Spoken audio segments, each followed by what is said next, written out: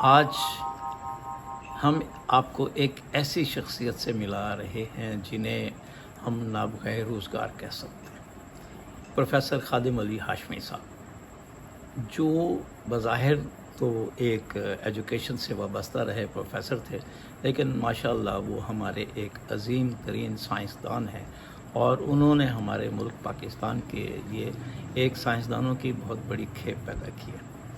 اور آپ ماشاءاللہ 60 سال تک جو ہے ایک طرح سے کہہ سکتے ہیں، 60 سال میں یوں کہنا چاہتا ہوں کہ 55 سے لے کر یہ 93 تک ایجوکیشن ڈپارٹمنٹ میں رہے، ریٹائرمنٹ کے بعد کنسلٹنٹ بنے، اور ابھی تک اپنے خدمات سے لوگوں کو مستفید کر رہے ہیں۔ اس کے لیے میں آپ کو ملاتا ہوں جناب پروفیسر خادم علی ہاشمی صاحب سے۔ سر، جناب خادم علی ہاشمی صاحب، پہلی بات تو یہ ہے کہ میں نے کبھی زندگی میں اپنی پروجیکشن کے بارے میں نہیں سوچا۔ یہ آپ سچ فرما رہے ہیں۔ اس کا ایک جو مثبت پہلو رہا ہے وہ یہ ہے کہ میں اپنا کام خوش اسلوبی سے کرتا رہا ہوں، کسی نے مجھے ڈسٹرب نہیں کیا۔ زبردست۔ اور منفی پہلو یہ ہے کہ دوسرے لوگ ہمیں کونی مار کر پیچھے دھکیلتے رہے اور آگے بڑھتے رہے، ہمارا کام یہ تو نہیں تھا۔ روایت ہے سر۔ اور کئی ایسے لوگ ہیں جنہوں نے ہمارے کام کو ہمارے سامنے اپنے نام سے دے دی۔ پیش کیا، بالکل ایسے، ہم چپ کر کے دیکھتے رہ گئے کہ یہ کیا کر رہا ہے۔ بس ایسے ہی ہوتا ہے سر۔ اچھا، دوسری بات یہ ہے کہ کبھی اس بات کا دعویٰ نہیں کیا کہ ہم کوئی زیادہ عالم فاضل ہیں۔ البتہ ایک بات ضرور ہے، اپنے ہم عصروں میں مجھے ایک فوقیت تھی جی، کہ بچپن میں ایک دینی مدرسے میں بھی جاتا رہا اسکول سے آنے کے اچھا، بعد۔ ماشاء اللہ ماشاء اللہ۔ اس دینی مدرسے میں فارسی کی کتابیں ہمیں پڑھائی گئیں۔ جی، وہ تو ایک قدیم سے چلا آ رہا تھا تعلیم۔ کریمہ، گلستان سعدی، جی، اور دینی مسائل پر ایک کتاب مالا بدھا من ہو، اچھا، فارسی زبان میں، اس جی، کا اردو میں بھی ترجمہ جی جی ملتا جی، ہے۔ یہ میں نے لڑکپن میں پڑھی، ماشاء اللہ۔ جس کی وجہ سے عمر بھر مجھے کہیں یہ نہیں محسوس ہوا کہ دینی معاملات جو ہیں وہ میری فہم سے باہر ہیں۔ ماشاء اللہ۔ ورنہ سر، یہ یا چھوٹا سا میں آپ سے گزارش کروں گا کہ یہ دو مختلف تعلیمی ماحول کی وجہ سے ایسا ہوتا ہے کہ ہمارے علماء سائنس سے ناواقف ہیں، اور ہمارے سائنسدان ہمارے دین کی باریکیوں سے ناواقف ہیں۔ تو کوئی بین سلسلہ ایسا ہونا چاہیے جب کہ آپ کی ذات میں پیدا ہو گیا۔ اصل بات یہ ہے کہ اگر آپ تاریخ اٹھا کر دیکھ لیں تو مسلمانوں کے زمانہ عروج میں عالم دین بھی ہوتے تھے، جی ہاں، سائنسدان بھی ہوتے تھے، بالکل ایسے تھے۔ ایک ہی شخص میں جی ہاں، آپ کو عالم دین بھی ملے گا، سائنسدان بھی ملے گا، خواہ وہ عمر خیام کی صورت میں ہو جسے لوگوں نے خمریات کا شاعر بنا دیا، ہاں، جبکہ وہ بہت بڑا میتھمیٹیشین اور میتھمیٹیشین تھا، سائنسدان اور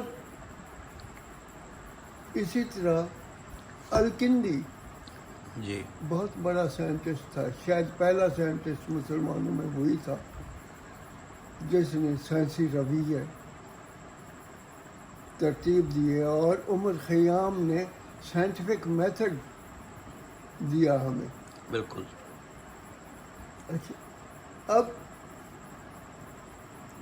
یہ ایک میں سمجھتا ہوں کہ سیاسی چال بھی رہی ہے کہ ہند و پاکستان میں مذہب کو اور سائنس کو الگ الگ کر دیا گیا، صحیح۔ اور اس کی وجہ سے ہندو مسلمانوں کے درمیان مناقشے ہوئے اور انگریزوں نے ان کو ہوا دی جان بوجھ کر، تاکہ یہ اسی میں الجھے رہیں، جی، جس کی وجہ سے اس بر صغیر میں وہ سائنسی روایت نہیں پنپ سکی، صحیح، اور یہاں لوگ فروعات میں گم ہو گئے، جس کا نتیجہ خمیازہ ہم بھگت رہے ہیں. بھگت رہے ہیں، اب بھگت رہے ہیں. دوسری بات یہ کہ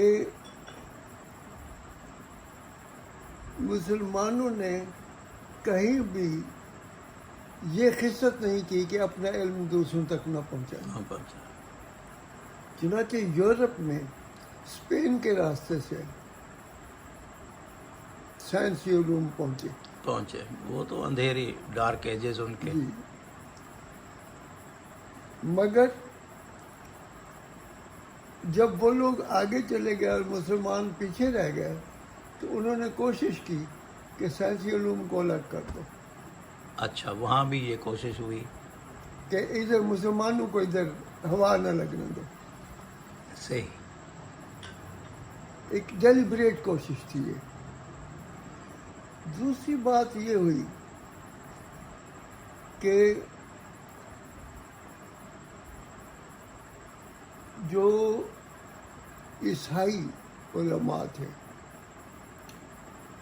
راہب تھے، انہوں نے علم اپنے ہاتھ میں لے لیا.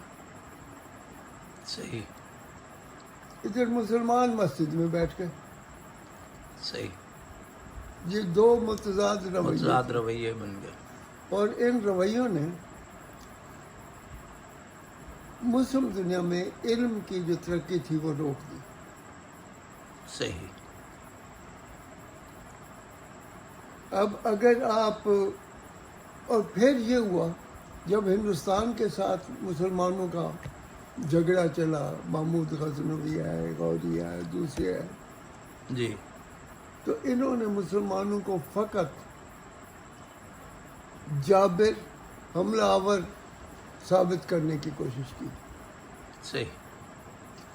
جس کی وجہ سے یہ جو ہندو کا یہاں وہ تھا روب داب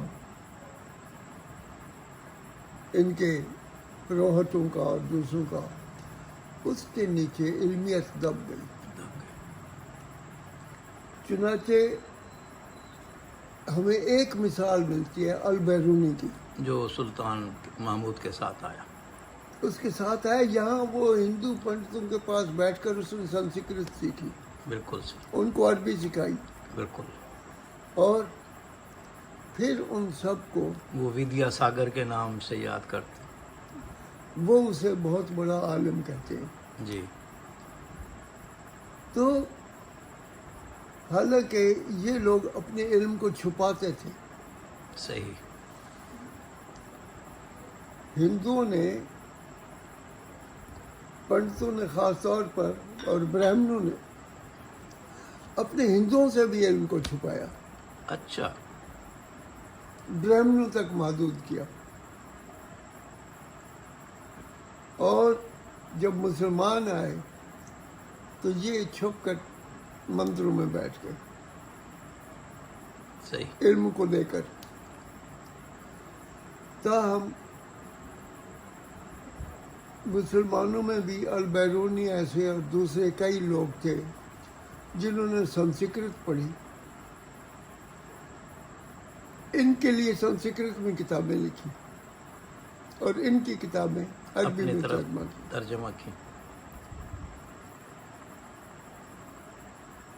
تو یہ سلسلہ چلتا رہا. انگریز آ گئے. صحیح. انگریزوں نے اس بات سے فائدہ اٹھایا. انہوں نے دونوں کو الگ الگ کر دیا کہ یہ متحارب ہی رہے تو اچھا ہے، صحیح. صحیح. ورنہ ہمارے لیے یہ خطرہ ہے. خطرہ بنیں گے. جہاں تک اسلامی علوم کا تعلق ہے وہ اسپین کے راستے حاصل کر چکے تھے، صحیح. صحیح.